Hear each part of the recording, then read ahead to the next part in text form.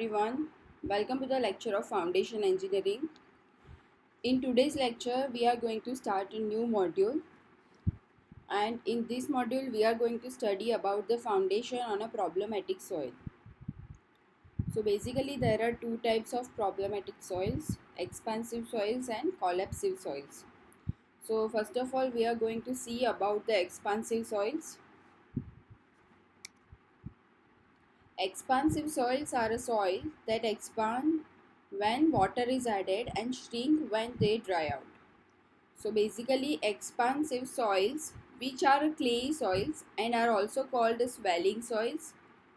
These soils swells considerably when water is added to them and shrinks greatly on a drying, developing cracks on a surface. When expansive soils swells, cohesion decreases and the variation in the volume of the soil is to extent of a 20 to 30% of the original volume. So basically expansive soil has a considerable strength in a dry state, but strength goes on a reducing on a absorption of water and the soil exerts considerable pressure on a foundation during the swelling.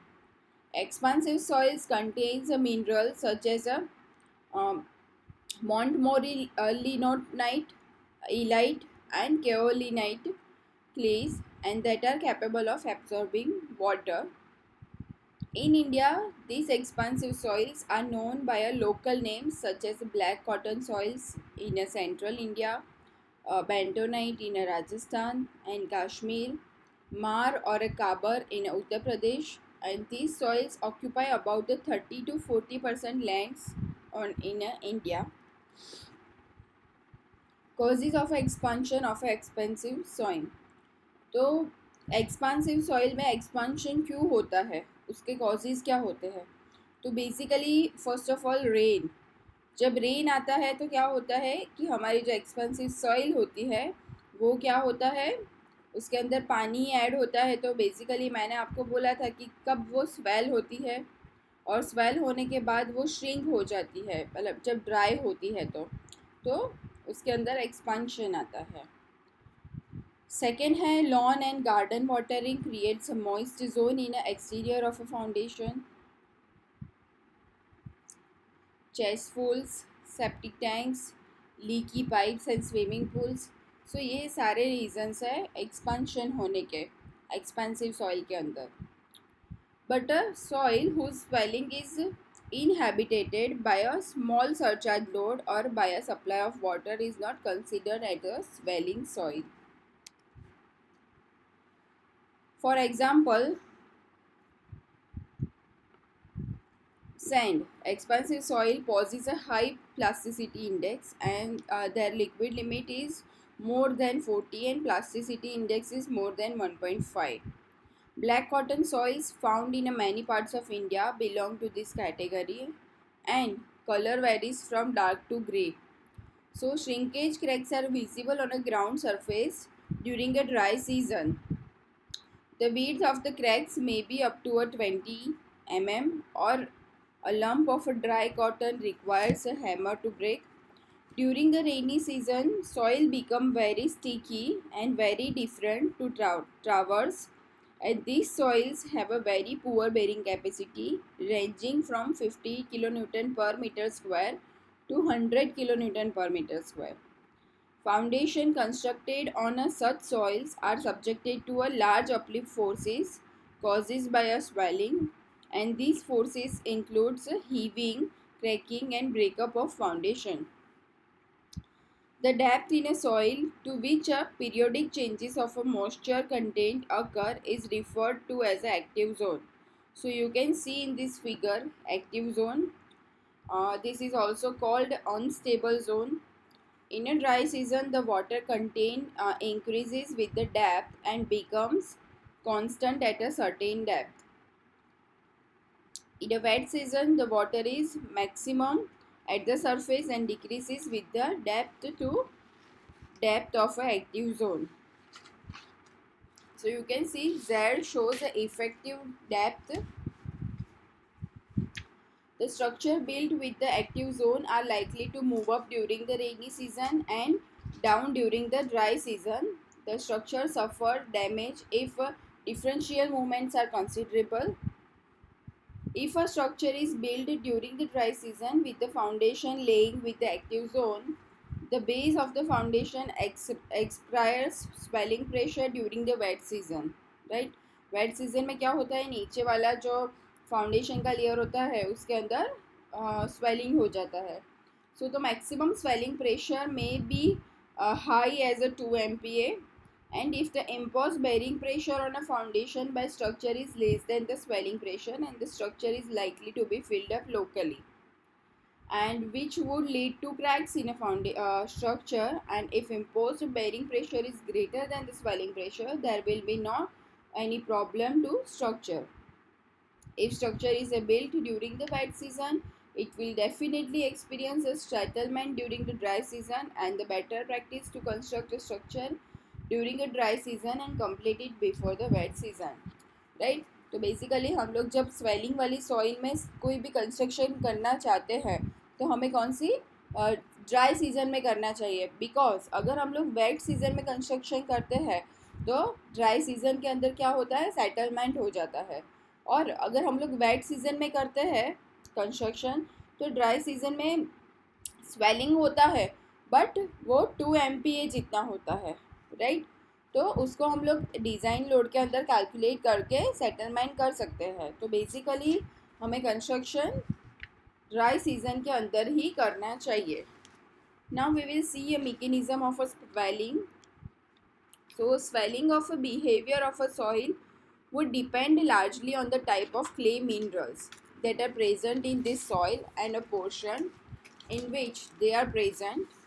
The clay minerals on a basis of that crystalline arrangement can be divided in a 3 main groups: kaolin group, montmorillonite group, and illite group. Right? So the kaolin group of minerals are a most stable of a group of minerals, and the kaolinite mineral is formed by a stacking of alumina sheet over a silica sheet. So basically ये जो group है वो most stable group है. और जो केओलिनाइट mineral है वो कैसे बनाते हैं, तो एल्यूमिना शीट के ऊपर सिलिका शीट को स्टैक करके बनाते हैं. So the bond between two sheets is strong and the mineral is stable. Water cannot easily enter between the structure units and cause expansion. Hence, a clay mineral containing kaolinite exhibits less swelling on a wetting. Right?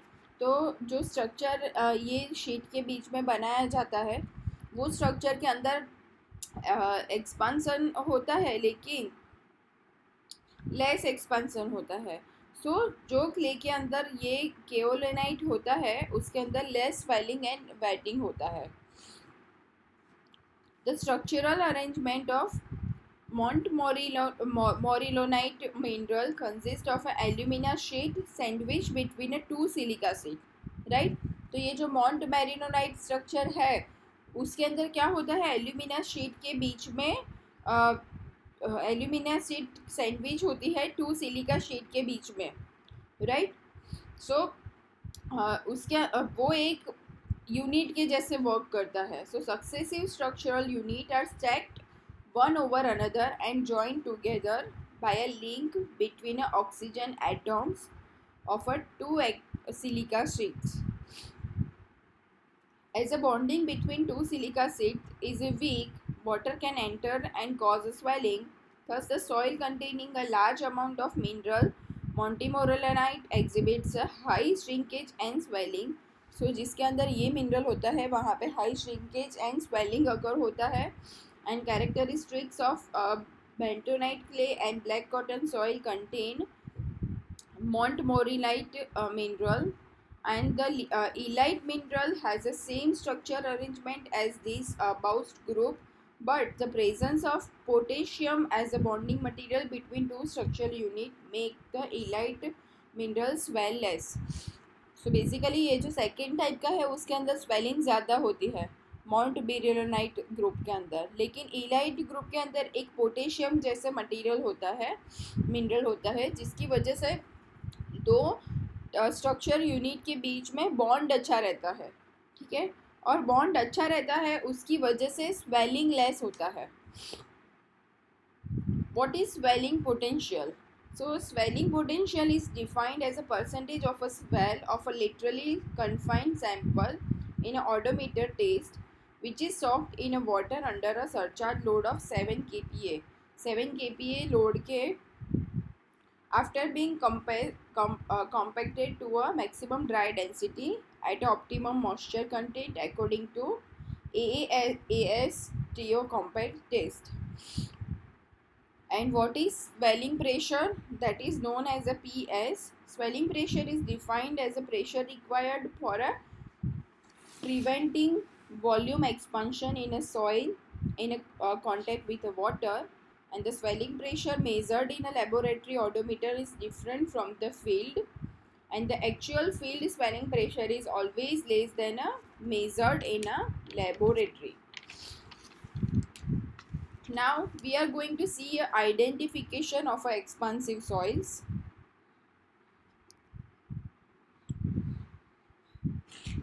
Excuse me. The type of clay minerals and its proportion in the soil can be determined in a laboratory by following techniques. So first is a differential thermal analysis, that is DTA. Second one is the X-ray diffraction method, and third one is the electron microscopy. The DTA method is based on a fact that certain characteristic reactions take place at a specific temperatures for a different minerals. When these minerals are heated to high temperature, resulting in a loss of a gain in heat, a specimen of a soil with the unknown mineral is heated continuously along with the inert substance in a electric oven, and record of a change in a temperature of a mineral plotted against the oven temperature is obtained. Right. तो जो mineral का temperature है उसके ऊपर उसके against में जो oven का टेम्परेचर है उसको हम लोग प्लॉट करते हैं by comparing this with available records of several known clay minerals. हमारे पास जो ऑलरेडी नोन क्ले मिनरल्स है उसके साथ हम लोग कंपेयर करते हैं, and the type of clay mineral present and it's amount can be known. Right. और उसकी वजह से कितने टाइप का मिनरल उसके अंदर है और कितने अमाउंट का है वो हमें पता चल जाता है. So basically different minerals with the different regular patterns of a crystalline structure will diffract X-rays to yield different and X-ray diffraction pattern. So with the X-ray diffraction pattern of a common clay minerals being known, it is possible to know which type of mineral present in what proportion. So basically X-ray diffraction method के अंदर हम लोग different patterns देखते हैं structure की, और उसकी वजह से हमें कौन से टाइप का मिनरल है और कौन से प्रपोर्शन का मिनरल है वो हमें पता चल जाता है. And in electron microscopy the soil is observed under a polarised light in a electron microscope. So electron microscope के अंदर चेक किया जाता है.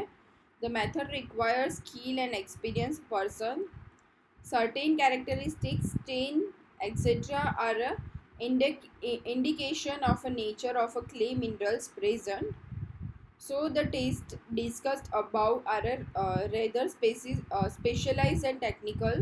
From an engineering point of view, it will be sufficient to get an identification of possible swelling behavior by performing some sample test.